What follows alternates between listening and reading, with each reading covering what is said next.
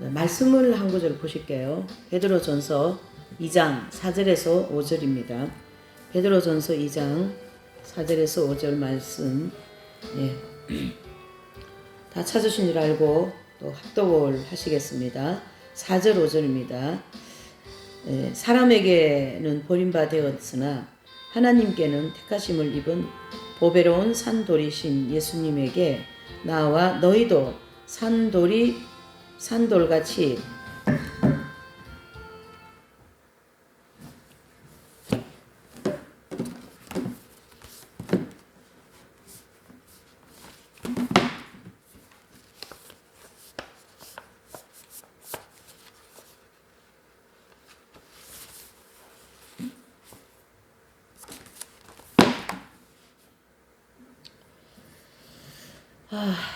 이제 또 우리 독서 수련 시간 가지겠습니다. 사막에서 온 편지 오늘 주제는 나사렛이라는 그런 주제입니다. 페이지는 141페이지고요. 주제는 나사렛인데 말씀을 한 구절 보실게요. 베드로전서 2장 4절에서 5절의 말씀입니다. 베드로전서 2장 4절 5절이요. 다 같이 합독하실게요. 사람에게는 버림받았으나 하나님께는 택하심을 입은 보배로운 산돌이신 예수님에게 나와 너희도 산돌같이 신령한 집으로 세워지고 예수 그리스도로 말미암아 하나님이 기쁘시게 받으실 신령한 제사를 드릴 거룩한 제사장이 될지니라. 아멘. 그랬어요. 자, 이제 이 본문에서 보면 예수님을 돌에다가 비교했어요. 돌에. 그래서 그 돌은 돌인데 그 돌이 버림바가 되었다. 근데 그 돌은 또 보배로운 돌이다. 또 그 산돌 위에 신령한 집을 지어라. 이렇게 말씀하십니다. 그리고 신령한 제사를 드릴 거룩한 제사장이 될지니라. 이렇게 말씀인데 여기서 제사장의 말은 조금 빼고요. 제사장은 우리가 보편적으로 생각하는 그런 기존에서 얘기하는 그런 제사장이 아닙니다. 여기에서 얘기하는 이 제사장은 교회시대 이긴 자들, 이긴 자들이 제사장과 같은 영적인 서열이고, 그리고 이제 순교자들은 레위인 같은 입장이죠. 그리고 7년 대환란을 통과하는 자들은 천년왕국 백성으로서 이제 천국의 백성을 상징하는 것처럼, 어쨌든 왕국 내지는 나라가 있으면 백성이 있어야 되잖아요. 그와 같이 이제 7년 대환란을 통과해서 이제 천년왕국에 들어가는 일대 백성이 되고요. 구약의 모형적 진리를 보면, 그래서 이제 지금 오늘은 이 시간에는 이 독서 수련을 중심으로 이제 한번 좀 내용을 보시겠습니다. 주제를 보니까 되게 겸손한 주제 같지 않으세요? 나사렛. 사실은 지역적으로도 굉장히 겸손한 지역이고, 또 가난한 지역이고, 또 생활 수준이 굉장히 낮은 가난한 사람들이 사는 그런 지역, 또 장소, 또 집들, 뭐 이런 사람들의 생활, 뭐 모든 것이 다 가난한, 아주 겸손할 수밖에 없는 그런 환경이죠. 이 나사렛이라는 이름이. 거기 141페이지 보니까 귀족 출신이었던 샤를로트 푸코는 다소 거만하고 명령하는 데 익숙한 기질을 가지고 있었다. 이게 무슨 얘기냐면, 이제 이 샤를로트 푸코라는 분이 귀족 출신이에요.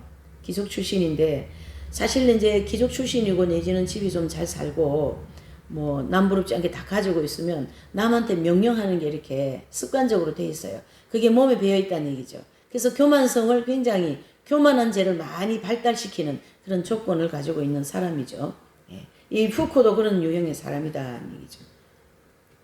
그러나 이 샤를로트 푸코는 아시시의 성 프란시스코를 알게 되면서 그리스도를 향한 사랑에 빠지게 됩니다. 그러니까 이 부잣집 아들, 귀족 아들, 남한테 명령하기 좋아하고, 그런데 아주 길이 나 있는 아주 거만한 그러한 이제 푸코라는 사람이 그 프란시스코 그 이제 영성, 그죠? 그분의 책이라든가 영성을 접하면서 이분이 완전히 변하는 그런 어떤 계기가 되는 거죠. 그래서 그리스도를 향한 사랑에 빠지게 된다. 이렇게 얘기했어요. 이때부터 이제 이 푸코라는 사람은 정말로 그 복음주의적인 내지는 그리스도를 따르고자 하는 삶을 살기로 마음에 결단을 했다. 이렇게 보셔야 되죠. 그래서 복음을 살아가는 가운데 그분의 인격과 삶을 담고자 한다. 그러니까 복음주의적인 삶은 핵심이 뭡니까? 복음의 핵심은 예수님이시니까 바로 그 예수님을 따라가려고 한다. 그게 바로 복음적인 삶이고 복음주의적인 삶이다. 이래 보면 되죠. 예수님을 온전히 담기 위해 그분의 삶을 그 섬세한 부분, 어떤 행동, 또 숨은 동기, 어떤 이런 사람의 이런 품격이라는 게 있어요. 그걸 태도라고도 얘기하는데 품격이 어떻습니까? 아주 교만이 줄줄 흐르는 품격이 있고 또 겸손이 이렇게 다소곳하게 느껴지는 그런 품격이 있습니다. 그런 어떤 이제 그 어떤 인격이라고 볼 수가 있죠. 일종의 인격. 또 어떤 내면의 숨은 동기까지 열렬하게 파고들었던 사람은 그리 많지 않습니다. 우리가 예수님 믿는다고 해도 그리스도인들이라고 해도 이렇게 내면의 모든 걸 다 이렇게 성찰하면서 그걸 고치고 애쓰고 회개하고 그렇게 사는 사람이 많지 않다. 그런 뜻이죠.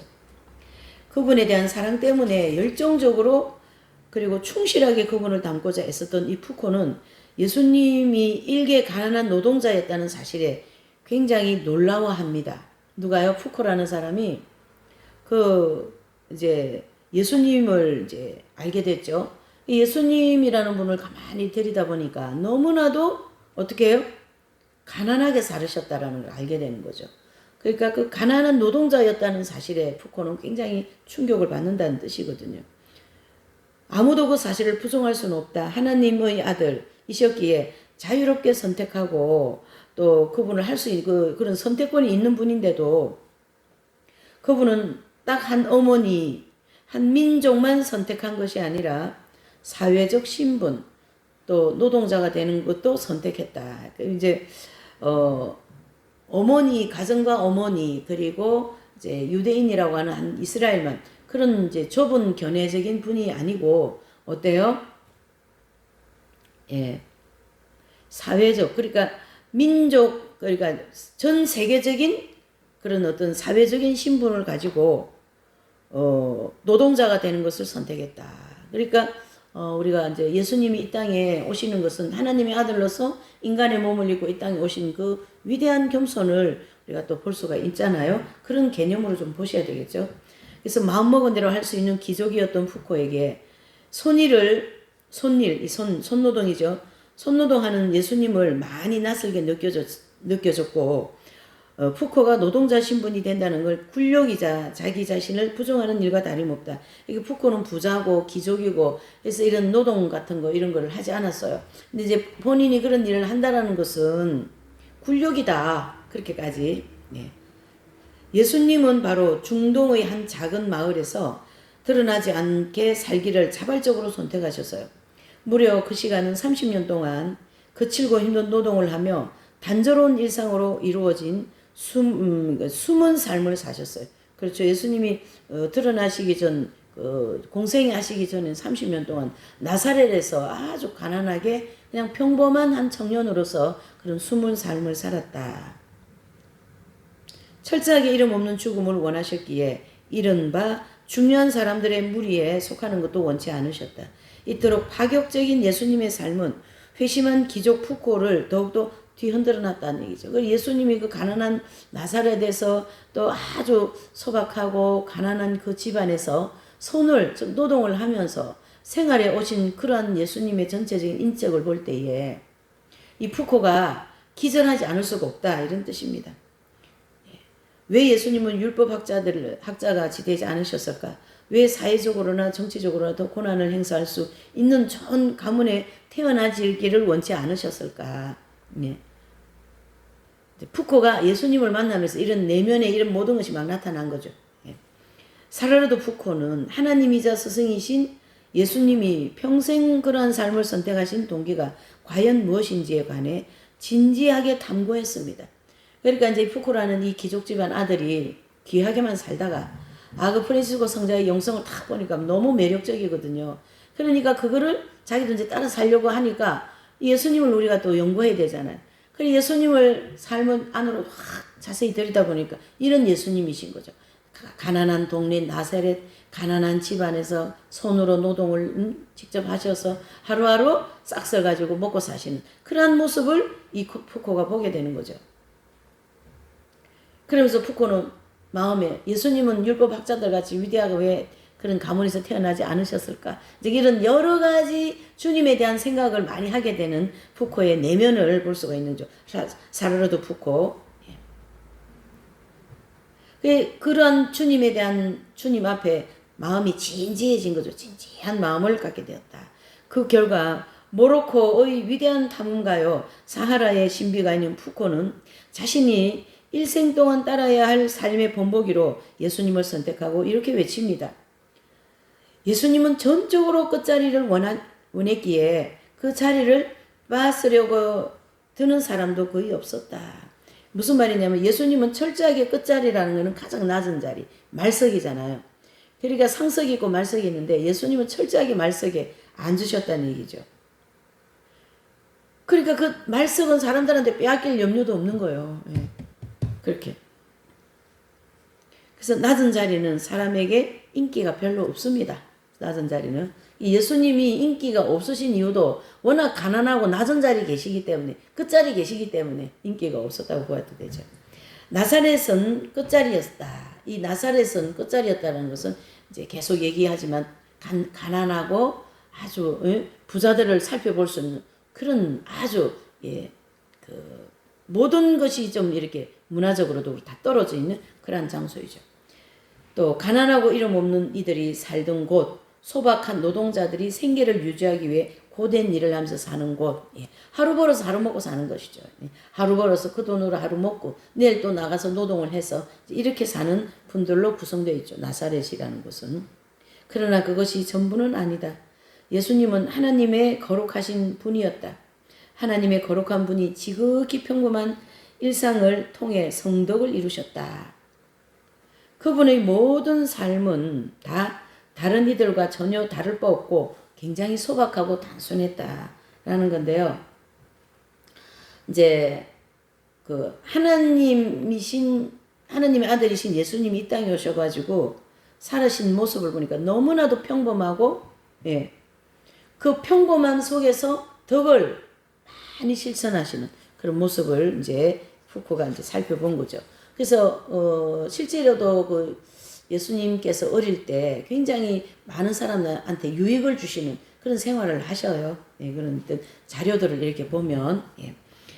그래서 가정과 지역 공동체 안에서도 삶의 마찬가지였다. 그러니까 예수님의 가정에서도 그 지역에 있는 모든 공동체 안에서도 언제나 덕을 실천하고 사랑을 실천하고 빛과 그러한 진리를 실천하는 그런 모습을 사람들한테 많이 실천했다. 그래서 하나님의 완전함은 너무나도 단순하고 소박해서 사람들의 흥미를 전혀 끌지 못했던 곳에 실현되었다. 지극히 평범한 일상에서 실현되었다. 뭐 특별하게 예수님이 좋은 학교를 다니고 무슨 학습을 하기 위해서 공부를 많이 하시고 그런 것도 없었다는 얘기죠. 정말로 말 그대로 하루 벌어서 하루 드신 그러한 삶을 사는 거에 대한 푸코가 이제 자꾸 깨닫게 되는 거죠.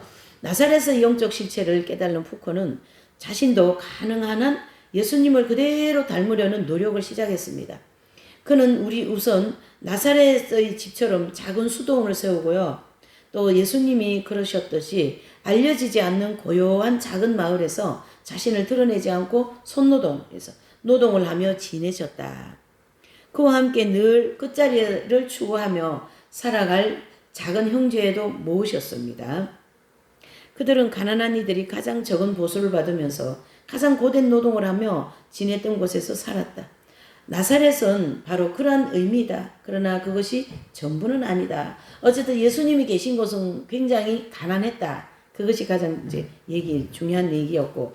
그러나 예수님이 가난한 것만은 전부가 아니라는 거죠. 이제 이 푸코가 예수님에 대해서 자꾸 중요한 걸 발견하게 되는 겁니다. 그러면서 푸코라는 한 청년이 예수님을 만나면서 예수님을 따라가서 결과적으로 성자가 되는 거죠. 그 과정을 지금 여기 이제 샤르르도 푸코 마음에 일어나는 모든 내용을 여기 이제 기록을 한 거거든요. 그래서 나사렛을 모방한다는 것은 쉬운 일이 아니다. 다른 말로 하면 예수님을 따르는 삶은 쉬운 일이 아니다. 그런 뜻이 되는 거죠. 그래서 예수님의 가정처럼 거룩한 가정이라고 해도 아주 사소한 것 하나 때문에 흔히 이웃 간의 갈등과 분열이 일으키기도 합니다. 서로 같은 사람, 같은 리듬의 생활을 하고 똑같은 노동을 하며 거의 비슷한 하루를 보면서도 증오, 실망 등으로 말미암아 적대 관계를 놓이기도 한다. 다른 말로 하면 가정에서도 교회 안에서도 이런 어떤 단체에서 서로 적대시하고 서로 뒤에서 뒷말하고 비방하고 막 그러잖아요. 네.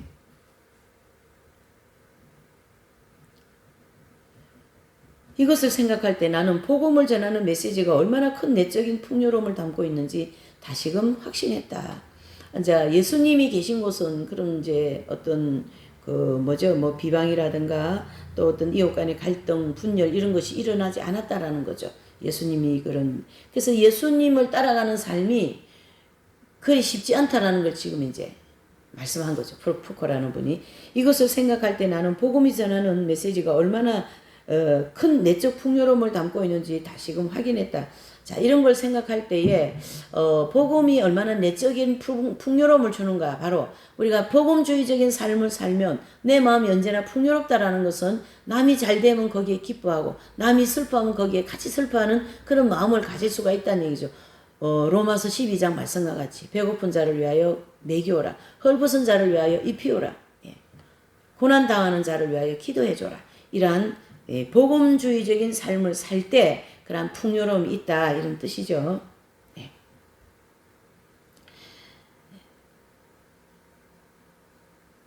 그래서 하나님의 비추임 아래 이제 있다면 사람과 가정과 사회를 근본적으로 변화시킨다. 이게 바로 사도 바울이 가장 많이 쓰신 엔 크리스토라는 단어에서 단어인데요. 이 엔 크리스토는 헬라어로 그리스도 안이라는 뜻이 안에 예수 그리스도 안에게 있다라는 뜻을 이제 말합니다. 그래서 예수님 안에서 가정, 부모, 또 이웃 간의 관계, 주님 안에서는 다 평온하다라는 거죠. 왜요? 복음으로 사니까. 복음이 뭡니까? 간용하고 이해하고 도와주고, 예, 그게 복음이잖아요. 예수님의 십자가로 사랑하고 죄사함 받고 복음 안에 다 들어있는 거죠. 그래서 복음 안에서 살면은 평안을 누릴 수 있다 이런 뜻이 되는 거죠. 그래서 기쁨, 슬픔, 평화와 싸움, 사랑과 증오, 순결과 불륜, 자비와 탐욕 등등의 인간 사회에서 피할 수 없는 현실이다. 이거 모든 것은. 그래서 탐욕이 있었다가 자비가 있었다가 기쁨도 있었다가 슬픔도 있었다가 막 그러는 거죠. 저는 좀 슬픔이 있는데요. 지금은 되게 기쁩니다. 이런 걸 보니까 더 많이 기쁜 것 같아요. 예. 사람들과 관계를 맺고 서로 삶을 공유하며 저마다 매일 주어진 일에 충실하고 또는 그것을 사랑하는 삶에서 성인이 되어가는 것이다. 자, 무슨 말이냐면요. 우리가 이러한 어떤 슬픔과 또 이제 그런 어떤 이제 기쁨과 평화, 싸움, 증오, 또 사랑, 순결, 불륜 이런 여러 가지 일을 겪으면서 우리가 사랑하는 사람이 된다. 즉 성인이 되어서 간다. 다른 말로 하면은요. 연단받아서 성인이 된다 이런 뜻입니다. 이런 여러 가지 열악한 환경에서 그칠고 사는 환경에서 연단받으면서 성인이 되어진다. 거룩한 사람이 되어진다 이런 뜻이죠. 예. 자, 그 밑에 달락에 보면 나사렛의 예수님은 하루 종일 거룩하게 살려고 가르치셨다. 예수님은 저와 여러분들에게 뭘 가르치냐면 하루 종일 거룩하게 살아야 된다 이렇게 가르쳤다는 얘기죠. 하루의 모든 시간에는 성부의 뜻과 거룩한 영감이 깃들어 있기에 그것을 관상하며 성화에 이룰 수 있다. 자, 여기 참 중요한 말을 또 이제 해줬는데요. 우리가 종일 거룩하게 살고 또 하루의 모든 시간에는 성부의 뜻, 예수 그리스도의 뜻과 거룩한 영감, 즉 성령의 인도를 받고 이제 살면 그것이 바로 관상 생활이다. 이런 얘기죠. 우리 앞에 과목에서 길에서의 관상이라는 공부했죠. 그 길에서의 관상은 가정에서는 싱크대 앞에서는 청소하되 언제든지 주님을 주목하고 주님을 생각하는 것이 길에서의 관상이다. 이렇게 우리가 좀 지난주 읽었잖아요. 예. 그래서 하루의 모든 시간을 거룩하기에 예수님이 가르치신 대로 하루하루 살아간다면 성인이 될 수 있다. 이런 뜻이. 그러니까 성인이 안 되었으니까 그렇게 못 살아가고 있다. 이렇게 보셔야 되는 거죠. 그러므로 성인이 되기 위해 꼭 수도원에 들어가거나 낯선 시간표는 성모일과 시간표를 가르치게 합니다. 낯선 시간표, 또 심지어 비인간적인 시간표를 따라 살아갈 필요는 없다. 그러니까 이제 이런 예수님의 삶을 따라가려면은 꼭 뭐 수도원에 들어가야 되는 거, 사라 감옥에 가야 되는 거, 또 어떤 그 낯선 시간표라는 성모일과 표를, 시간표를 그대로 맞춰서 살아야 되는 건 아니다. 그렇게만 산다고 해서 다 성인이 되는 건 아니다. 그 얘기죠. 삶의 현실을 그대로 받아들이는 것으로 충분하다. 자, 오늘 제가 어떻습니까? 오늘 이런 환경을 있습니까? 이 환경을 그대로 받아들이는 것. 그 안에서 덕을 실천하는, 그 안에서 사랑을 실천하는, 그 안에서 이해해주고, 품어주고, 예, 덮어주고. 그게 바로 성인이 되는 길 또는 성덕으로 나가는 길이다. 이렇게 볼 수가 있는 거고요. 그리스도와 함께, 예, 그리스도와 함께 바로 관상적인 삶이다. 이래 보는 거죠.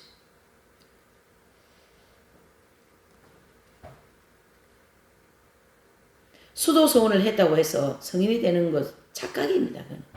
그건 준주 성금에도 증명하고 있어요. 너희가 수도복을 입는다고 해서 수도자가 되는 것은 아니다. 삶이 있을 때 수도자가 되는 거죠. 영적 독서나 기도만이 영성생활의 유일한 방법이라고 여기고 일하는 시간이나 사회적 관계 안에서 지내야 하는 많은 시간을 소홀히 여기다 보면 삶의 모습이 심각하게 일그러져 있다. 기도만 하고 말이죠. 성경만 보고 성경 공부만 하고 막 이러고 다니면은 그 신앙생활의 어떤 형태가 아주 흐트러져 있다라는 거는 기형적이다 이런 뜻이죠. 기형적. 그러니까 우리가 여기서 공부하고 말씀 듣고 기도하고 은혜 받아서 나가서 전해야 된다. 그래서 가서 제사 삼으라 그러셨잖아요. 주님이 마태복음 마지막 장에. 와 같이 어쨌든 이웃에게 복음 전하고 이웃에게 사랑 실천하고 어려운 친구 있으면 가서 돌봐주고 그 친구에게 가서 위로도 해주고 뭐 필요하면 차도 태워주고 또 여유가 되면 돈도 좀 챙겨주고 이렇게 한다라는 얘기죠. 그런 삶이 필요하다. 예, 앉아서 기도만 하고 뭐 영적 생활 한다고 그러고 앉아서 있을 게 아니라 그래서 일하는 시간이나 사회적 관계 안에서 지내야 하는 많은 시간을 소홀히 여기다 보면 삶의 모습이 심각하게 일그러져 있고요. 삶의 균형이 무너지는 것입니다. 특히 허약하고 무기력한 종교인들 가운데 그런 예가 굉장히 많은데 오늘 오전 예배도 종교인에 대하여서 종교인이 되지 말라고 마태복음 6장 1절에서 18절까지 말씀했죠. 예. 저들을 본받지 말라. 분명히 본받지 말라고 말씀하고 있습니다. 와 같이 무기력한 종교인이 바로 그러한 종교 생활하는 거죠. 언제나 성령이 충만하고 성령이 함께 하시는 삶 속에서 살 때에 그런 무기력함 내지는 종교인의 생활을 하지 않는다. 그런 뜻이 되는 거죠. 인간의 온 존재는 무엇보다도 복음의 메시지를 따라 변화되어야 한다. 자, 우리는요, 변화가 되어야 됩니다. 변화가 되지 않으면 지금 같은 이런 삶을 그대로 살아버리면 아무도 천국 가지 못합니다. 왜 그래요? 변화가 안 되었기 때문에. 그래서 성령님과 복음 안에서 우리가 변화가 되어야 된다. 그걸 지금 얘기하고 있는 거죠. 사람을 성화시킬 수도 있고 사람에게 해를 입힐 수도 있습니다. 나사렛은 한 인간, 한 가정의 모든 활동을 품고 있는 삶을 뜻한다. 나사렛은요, 한 인간, 한 가정, 그 사람의 모든 인격을 품고 있다. 이렇게 보면 됩니다. 그리고 그게 이제 서도 얘기했죠. 나사렛은 가장 사람들이 찾지 않는 가장 인기 없는 지역, 또 가장 가난한 사람들이 모여서 사는 지역, 아주 시골 변두리 뭐 그런 이제 것이잖아요. 그곳이 바로 나사렛이라는 이름이 있는 곳인데 나사렛 이름 안에 이 모든 복음주의적인 삶이 함축적으로 들어있다 이런 뜻입니다. 나사렛은 한 인간 한 가정을 활동을 품고 삶을 뜻한다. 나사렛은 예수님의 30년 동안 곧 믿음과 희망과 사랑의 용광로로 통과하도록 운명 지어진 인간의 현실을 오랜 시간 동안 체험하셨던 방식을 의미하기도 한다. 예수님이 30년 동안 나사렛에서 사시면서 그런 모든 가난하고 정빈하고 이웃에게 덕을 끼치고 이웃에게 도움이 되는 그런 삶을 거기서 아주 철저하게 훈련을 받으신 거나 마찬가지다. 일상의 성화에 관해 깐디만큼 잘 요약해서 말한 사람도 드물다. 인도의 위대한 이 신비가가 할 말을 들어보면 물이 든 대야에 손을 집어넣을 때 풀무로 불을 피울 때 회계사가 책상 위에서 숫자를 다룰 때 이글거리는 태양 아래 논에서 일할 때 대장간의 불가마 앞에서 일할 때 수도원에서 기도하는 것과 같은 자세로 임하지 않는다면 이 세상은 결코 구원받지 못할 것이다. 자, 이게 무슨 말이냐면요. 대장간에서 뭐 쇠붙이를 구울 때, 풀목불에서 이제 불을 피울 때, 또 뭡니까? 대야에 세수대야에 물 있는 거기에 손을 넣을 때나, 회계사가 책상 앞에 앉아서 회계일을 보낼 때나, 이글거리는 태양 안에서 농사를 지을 때나, 무슨 일을 할 때나, 그 모든 것을 할 때에 어떤 자세로요? 수도원에서 기도하는 자세로 해야 된다. 이렇게 수도원을 딱 인용하면서 어떻게 해요? 다양한 환경 속에서 그런 삶을 살아야 된다. 이런 얘기를 하는 거죠. 적당한 수단과 방법과 돈이 없이는 복음의 메시지를 전할 수 없다고 생각하는 이들이 위해서 나사렛의 또 한 가지의 다른 측면을 대해보고자 한다. 예수님의 복음의 메시지를 직접 전한 분이시고 사람들에게 어떻게 하면 그것을 잘 이해시킬 수 있는지 늘 고민하셨어요. 이 복음을, 이 하늘나라의 말을 어떻게 이 사람들한테 전할까? 그래서 비유로 말씀을 많이 해요. 그 쉬운 비유. 그렇죠? 가루소말이라는. 가루소말의 비유는 어떻습니까? 마태복음 13장에 나오는. 가루소말의 비유는 여자가 주방에서 가루를 어떻게 해요? 반죽을 해야 빵을 만들지 않겠어요? 근데 반죽만 하면은 빵이 딱딱하고 맛이 없죠. 그러니까 거기다가 뭐요? 이스트를 넣어야 된다. 그걸 이제 누룩이라는 거죠. 거기에서 본문에서 이 누룩은 좋은 역할을 하는 겁니다. 그래서 그 누룩을 통하여 밀가루 반죽이 확 풀어가지고 이렇게 하는 것처럼 그 누룩이라고 하는 그리스도의 말씀을 통하여 인격이 확 부풀어가지고 사람들한테 빛을 보여준다. 이런 뜻이 되는 거죠. 예수님은 복음의 메시지를 직접 전한 분이시고 사람들에게 어떻게 하면 그것을 잘 이해시킬 수 있는지 고민하셨어요. 하나님의 계획을 충실하게 실현하는 가장 좋은 방법을 알고 있던 최고의 지혜를 가진 분이십니다. 누가요? 예수님은. 자, 그런데 그분은 무엇을 하셨는가? 그분은 병원을 세우지도 않으셨고 고아원을 설립하지도 않으셨고 다만 한 백성을 선택하여 그들과 함께 살기 위해 사람이 되셨고 복음의 메시지를 그분이 먼저 삶으로 보여주셨다. 예수님의 빛된 삶은 이미 말씀하시기 전에 삶으로 다 보여져 버렸어요. 사람들에게. 정말 빛이다. 정말 위대하신 분이다. 저분이 가늠한 여인을 용서해 주시는구나. 용서가 뭔지 알겠다. 이렇게 또 복음을 전하기 전에 이미 복음이 다 전해져 버렸어요. 예수님의 삶을 통하여. 그걸 지금 얘기한 거죠. 청중에게 말로 설명하기 전에 모범을 보여주셨던 것이 바로 예수님의 취하신 방법이고 우리는 그 방법을 쉽게 잊어버린다. 우리는요, 저도 잠깐 잊어버려요. 예수님 그렇게 사셨지. 잊어버립니다. 금방 잊어버립니다. 안 잊어버리게 해달라고 기도를 해야 돼요. 많은 경우 교류 교육을 실천하다 보면 실천보다 말뿐이고 인격적 성화에 대해 관심을 두기보다 피상적인 강의가 되어버린다. 그러다 보니 그 열매도 부실하고 그리스도인들에게는 한탄과 짜증을 불러일으키기도 한다. 자, 우리 기존 교회에서 성당에서든 교회에서는 이 교리 공부를 합니다. 초신자 공부도 하고요. 그래서 그 초신자 공부를 하면 참 공부를 성실하게 하는 사람도 있지만은 한 주 빠지기도 하고 말이죠. 그렇게 이제 참 안타까운 그런 어떤 내용을 말씀한 거죠. 그러다 보니까 예수님에 대하여서 피상적이 되는 거죠. 잘 공부를 하지 않았기 때문에. 삶이 없기에 효과가 없고 모범이 없기에 삶도 없다. 믿음과 사랑 대신에 빈말만을 나열하기에 모범이 되지 못한다. 자, 말만 해가지고는 안 된다. 지금은 더 그래요. 말만 하면 요거도 먹어요. 오히려 실천하지 않고 말만 하면. 또 실천해놓고 말 많이 하는 그것도 문제입니다. 일단은 실천하고 침묵하는 게 가장 황금이겠죠. 샤르르도 푸코는 자주 나는 삶으로 복음을 외치고 싶다라고 얘기했답니다. 그는 그리스도인답게 사는 것이 가장 효과적인 사도직이라고 확신을 했어요. 이 사도직이라는 것을 이제 가톨릭 같은 데는 이제 신부님 이런 분들은 이제 사도직이고 교회는 이제 목사님들이 사도직을 이제 직분을 감당한다, 사명을 감당한다 그런 뜻이 되는 거죠. 샤르르도 푸코는 자주 나는 삶으로 복음을 외치고 싶다. 그는 그리스도인답게 사는 것이 가장 중요한 효과적인 사도직이라고 확신했어요. 특히 이 시대의 사람들은 더는 설교는 듣고 싶지 않아 합니다. 두 눈으로 직접 보고 싶어 해요. 직접 보고 싶어요. 그러니까 성인들의 삶이 이 시대는 절실하게 필요한 삶이죠. 비안네 신부님이라든가 또 그 다미안 신부님이라든가 이런 아주 위대한 그런 사랑 실천을 한 분들을 이제 사모하는 거죠. 나사렛은 본격적인 활동에 앞서 준비하는 시간이고 기도와 희생의 시간이다. 침묵의 시간이자 하나님과의 친밀함을 쌓는 시간이며 긴 고독과 정화의 시간이다.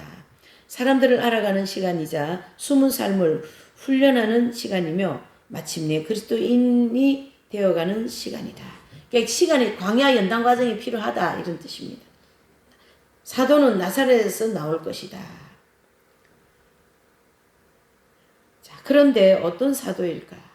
사도라는 말은요, 이 시대에 너무 흔하게 쓰이고 있어요. 사도직이란 말도 분별 없이 사용되고 모두가 다 사도가 되었다. 심지어 의자 한 개만 옮겨도 사도직을 감당한다. 이렇게 떠든다라는 거죠. 그런 건 아니죠, 또. 네. 사도직이라는 것이 얼마나 큰 직분인데 또 너무 그렇게 가볍게 이렇게 말을 해서도 안 되는 거죠. 본당이나 교구 활동, 즉 교회에서 활동하는 어떤 기관에서 활동하는 그런 어떤 조금 더 활기를 불어넣기 위해 거창한 말을 사용하는 그런 습관적인 것이 있어요.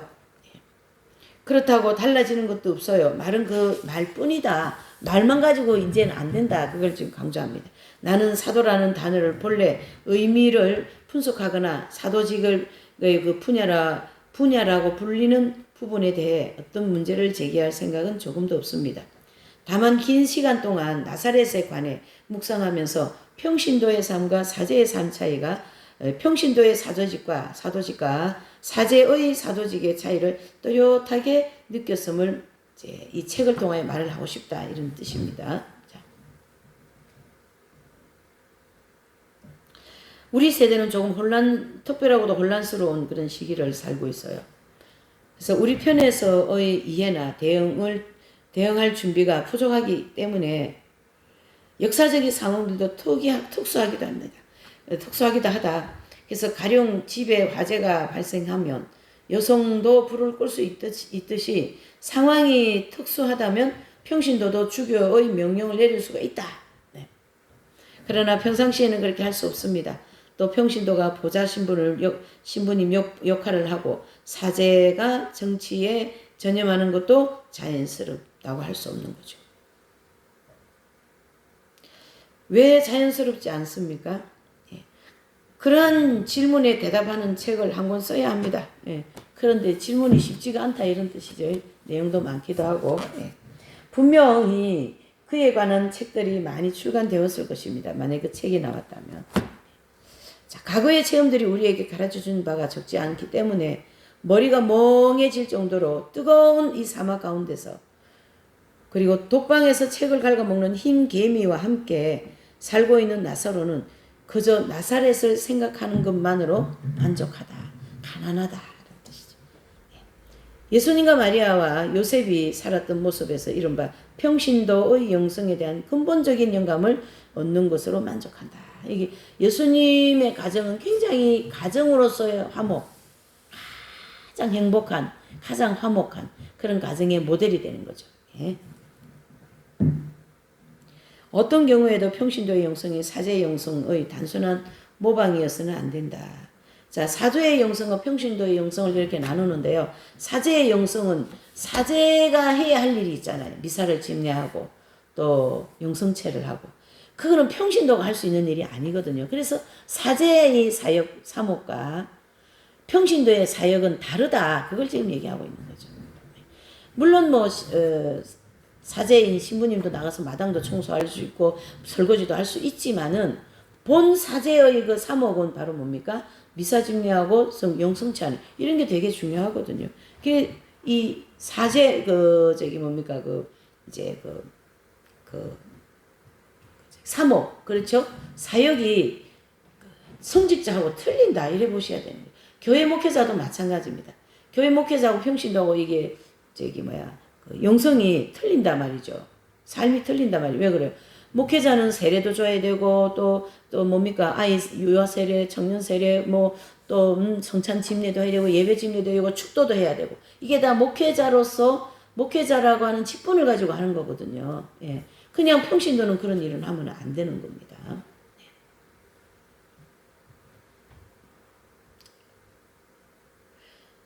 어떤 경우든 평신도의 영성이 사제의 영성과 단순한 모방이 되어서는 안 된다. 이게 사제의 영성, 평신도가 사제의 영성을 그냥 모방하고 그대로 하고 하면 안 되는 거죠. 하나님 앞에 벌을 받는 겁니다. 왜요? 하나님 질서를 그렇게 쳤으니까.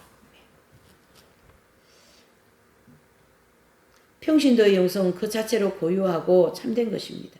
사제의 활동은 정치적인 활동과 다릅니다. 본당 신부님의 직분도 노동자나 가정의 직분과 다르다. 예. 계속 이제 그 사제와 평신도의 그 어떤 영성의 생활이 다르다라는 걸 얘기해주고 있고요. 그 밑에 내려오셔가지고 151페이지 밑에서 두 번째. 사제의 영성은 아루스의 요한 마리아 비안네 신부를 떠올리는 것만으로 충분할 것이다. 그랬습니다.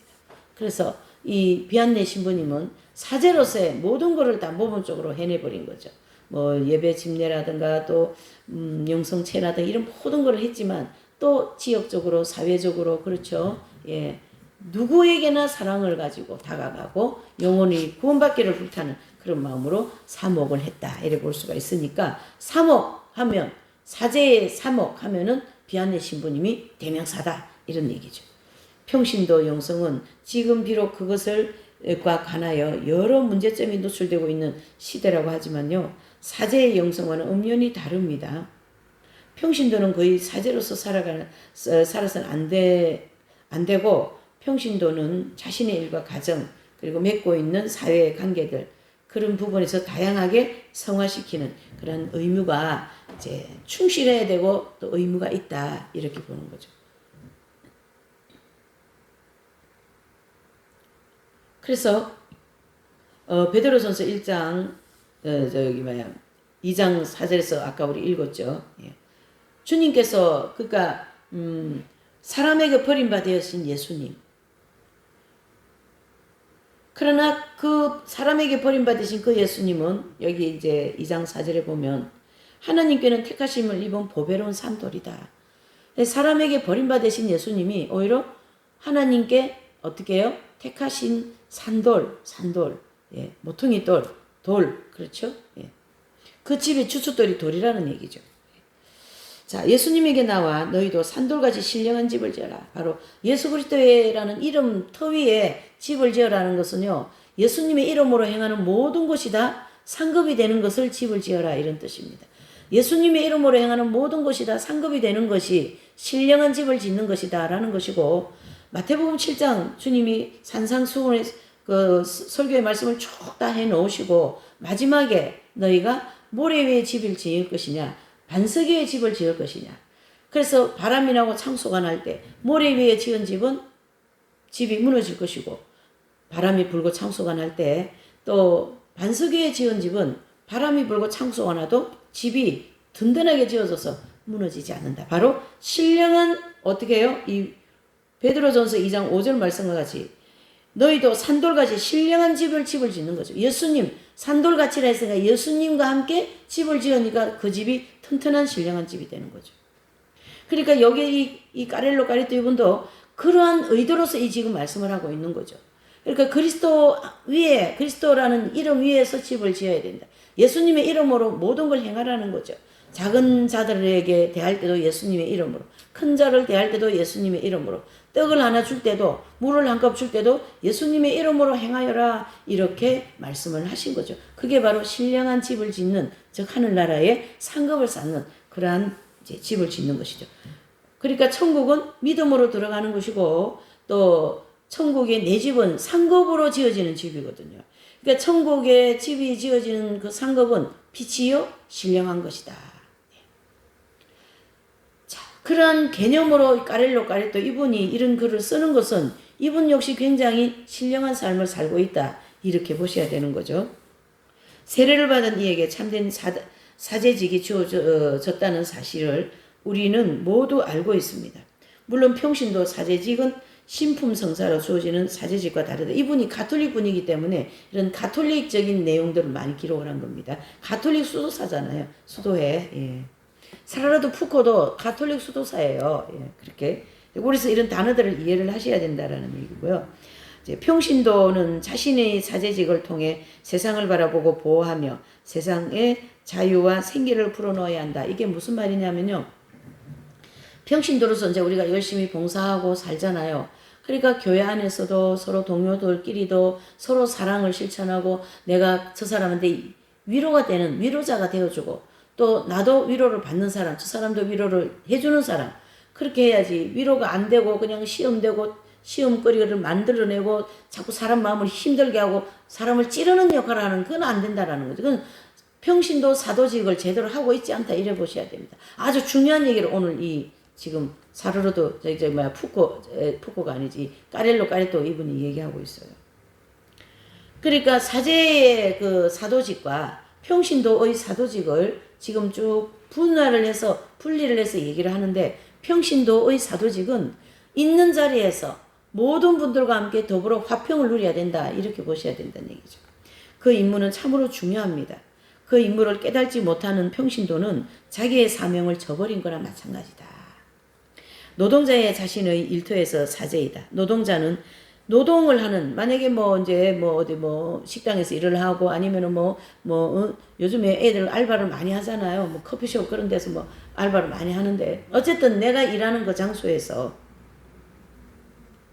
거기에서 사제 역할을 해야 된다. 사제 역할을 해야 된다는 그들을 사랑으로 온유함으로 진실함으로 그리스도의 빛을 드러내어라. 소금의 역할을 하여라 이 뜻이에요. 이기적으로 난 한 개 했는데 왜 나 두 개 했는데 저 사람 왜 한 개만 해? 이건 안 되는 거예요 여러분. 그거는 평신도 사도직을 저버린 거랑 마찬가지다.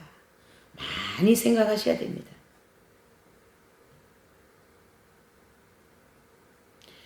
가정은 자신의 가정에서 공동체의 책임자는 공동체 안에서 농부는 논밭에서 사제의 직분을 수행하라.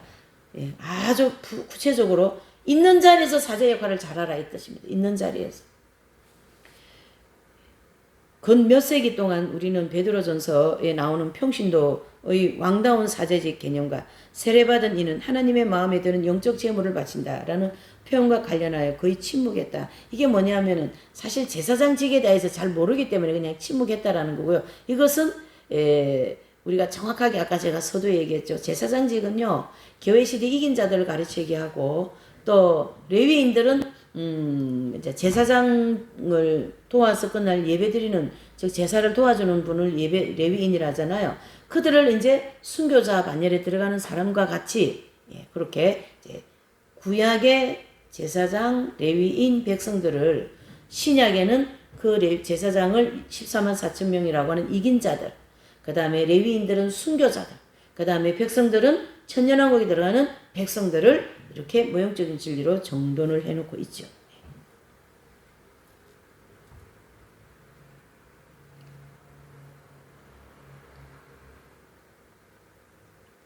그래서 우리가 이 사제직이라는 개념은 하나님께 신령한 제물을 바친다 이래 보셔야 됩니다. 그래서 만약에 물질이 많으면 형편이 되면 주님께 물질을 드리는 그것 또한 신령한 제물이다 이래 볼 수가 있고요. 또 선교사로서 아니면 이런 목회자로서 수도자로서 또 가정에서 아이들을 잘 신앙으로 양육을 해서 잘 이렇게 이제 하는 그러한 것이 다 뭐예요? 바로 사제직이에요. 사제직이라는 게 꼭 선교만 가야 되는 게 아닙니다. 자녀를 잘 키워서 하나님께 드리는 것도 사제직을 잘 감당한 거예요. 부모로서. 제가 부모들한테 굉장히 많은 얘기를 하고 싶은 사람이에요. 부모들 때문에 아이들 버리는 애들이 얼마나 많은지 모릅니다. 그건 사제직을 제대로 못했다라는 거죠. 부모들의 편견, 부모들의 그 욕심, 부모들이 이 아이를 향한 어떤 자기 욕망을 채우고자 하는 그 욕심들이 아이들을 망가뜨리는 거죠.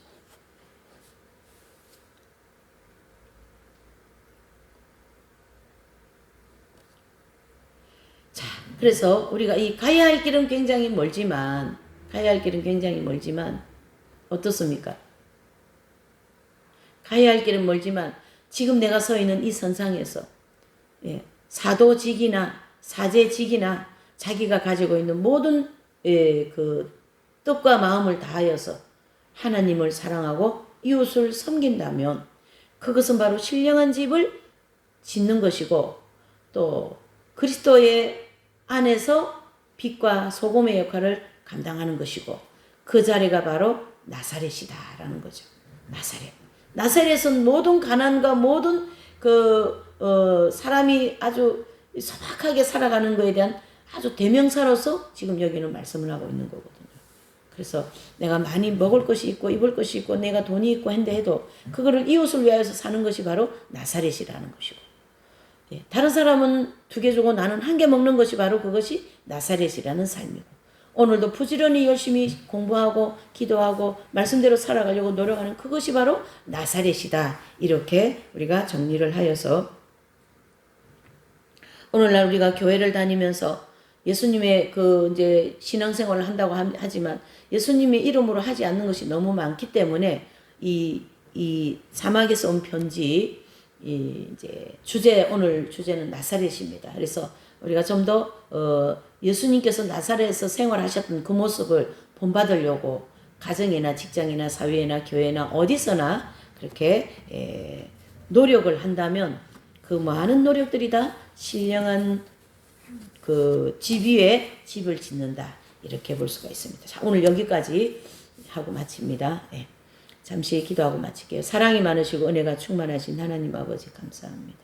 오늘 이 사막에서 온 편지가 우리 영혼에 얼마나 큰 영적인 그 어떤 힘이 되고 또 새로운 그런 사도직을 발견하게 되었습니다. 신령한 터 위에 신령한 집을 짓는 한 주간이 되게 하시고 순간순간 하루하루가 될 수 있도록 우리에게 은혜를 베풀어 주시고 또 어려운 이웃들을 향하여 기도해 주고 또 필요한 걸 공급해 주는 한 주간과 하루하루의 삶 순간순간이 되도록 도와주시옵소서. 감사를 드립니다.